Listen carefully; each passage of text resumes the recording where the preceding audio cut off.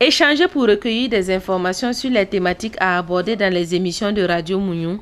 C'est à cela que ça donne une trentaine d'auditeurs de cette radio communautaire émettant de Bamfoura.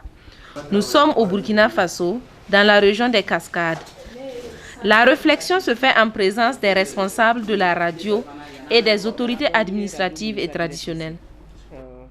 17 septembre 2019, l'activité prévue sur une journée se déroule dans les locaux de l'association Mouniou des femmes. Nous sommes là à Bamfoura ici, avec des groupes d'auditeurs de la radio Mouniou, afin de déterminer et de prioriser les thèmes que chaque groupe aime écouter. C'est-à-dire qu'il s'agit de travailler aujourd'hui toute la journée avec un groupe de femmes, un groupe d'hommes, un groupe de jeunes filles et un groupe de garçons. C'est compte tenu de ma fidélité à cette radio que j'ai été appelé pour prendre part à ce débat. Et nous étions nombreux. Ce travail s'inscrit dans le programme que développe la Dutch Welle Academy avec Radio Mouniou, sa radio partenaire. Ceci en vue de donner plus de visibilité aux émissions liées au genre, surtout les jeunes et les femmes. Le travail fait suite à un premier travail qui a été réalisé qui montre ce que les femmes aiment écouter, ce que les hommes aiment écouter, ce que les jeunes filles aiment écouter à la radio et ce que les jeunes garçons aussi aiment écouter. Alors il s'agit de prioriser les thèmes que chaque groupe aime écouter et de justifier un peu pourquoi ces thèmes-là, les groupes les préfèrent à la radio, afin de voir quel peut être leur apport dans le développement des groupes cibles concernés. Il s'agit donc pour les groupes cibles, hommes, femmes, jeunes filles et garçons, de discuter en groupe entre eux et de choisir les thèmes qu'ils veulent écouter à la radio, puis de les classer par ordre d'importance selon leur convenance.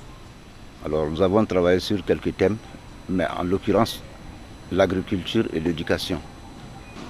D'abord l'agriculture, parce que le pays se repose sur l'agriculture. 80% de la population vit de l'agriculture. Alors l'éducation, certainement que tout aussi peut passer par l'éducation. Au sortir de ces travaux, le consultant est à même de proposer à Radio Mouniou des thématiques qui émanent des besoins du public. Oui, cette stratégie est une approche participative parce que ce que nous faisons là s'appelle une assemblée consultative. Cela veut dire qu'aujourd'hui, dans le développement des programmes, il faut intégrer les acteurs bénéficiaires même des programmes. Si la radio Mouniou n'émet que pour elle-même, bon, elle ne serait plus une radio communautaire. La stratégie est communautaire, donc participative. Il faut faire venir les bénéficiaires, c'est-à-dire les personnes même qui écoutent Radio Mouniou, de venir. Voici l'occasion pour ces personnes-là de dire « Nous préférons telle émission en premier » et ils peuvent dire pourquoi. Nous préférons telle émission en seconde position et ils peuvent dire pourquoi ils préfèrent ça. Alors ça permet la conception d'un programme au service des auditeurs. Les animateurs de Radio Mouniou, pour leur part, estiment que cette journée de concertation qui marque un élan de solidarité avec les auditeurs leur a mis le pied à l'étrier. Le facilitateur a une dernière recommandation. C'est ce que d'ailleurs la Radio Mouniou a toujours fait, mais c'est de rester à l'écoute de ses auditeurs. Parce qu'aujourd'hui, vous avez vu que nous sommes dans un contexte où le développement même des médias fait qu'on a beaucoup de stations radio. Alors une radio doit être à l'écoute de ses auditeurs, de leur proposer ce qu'ils ont envie de retrouver.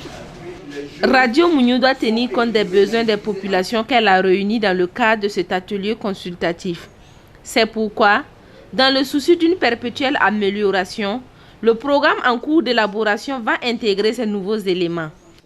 Les chemins de la confiance des auditeurs passent aussi par là.